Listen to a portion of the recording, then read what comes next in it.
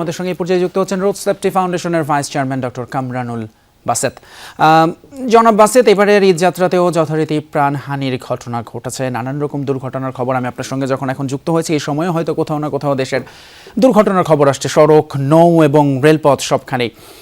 এইটা কি আসলে বন্ধ করা সম্ভব বলে মনে হয় আপনার? আমাদের সীমাবদ্ধতা কোথায় একটু বিস্তারিত জানাবেন। আসসালামু আলাইকুম, ধন্যবাদ যমুনা টিভিকে।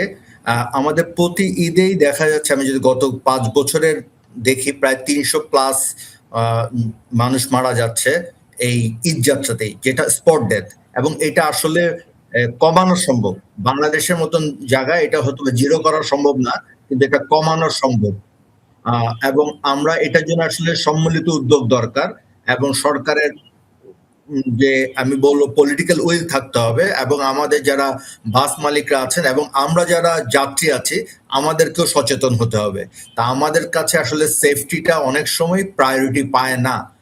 এই ইভেন আমরা নিউজ করছি এই আমাদের ট্রেনের ছাদে করে যাচ্ছে, কিন্তু এটা যে কতটুকু ভয়াবহ সেটাকে আসলে আমরা কখনোই আনছি না। সেটা দেখা যাচ্ছে যে আমাদের এটা একটা ঈদের আনন্দে বাড়িতে যাচ্ছে, কিন্তু আমরা যদি সরকার আগের থেকে প্ল্যান করে, একটু আগে যেটা বলছিল যে আমরা যে ফেজে ফেজে বাড়িতে যেতে পারে এবং আমাদের যদি ট্রান্সপোর্টগুলো প্রপার অ্যারেঞ্জমেন্ট থাকে, তাহলে এই মৃত্যু ঠেকানো সম্ভব। এবং আমাদেরকে জনগণকেও সচেতন হতে হবে। এই জনগণের সচেতনতা ছাড়া সম্ভব না। সঙ্গে আমাদের এনফোর্সমেন্টটা খুব স্ট্রং হতে হবে। যারা বাড়িতে যাচ্ছেন তারা তো আবার ফিরবেন, সেটাও নিশ্চয়ই আমাদের মাথায় আছে, এবং ফেরার সময়ও তো একই রকম দুর্ভোগের, দুর্ঘটনার চিত্র আমাদের কাছে আসে। কোনো পরামর্শ যদি থাকে আপনার?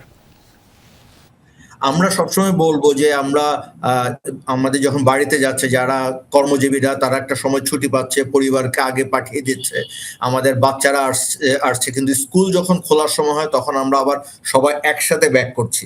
সো আমাদের এইটা, এবং যারা বাস মালিক আছেন, সরকারের ট্রেন কর্তৃপক্ষ আছে, তারা যদি যে অতিরিক্ত যাত্রী বোঝাই না করেন।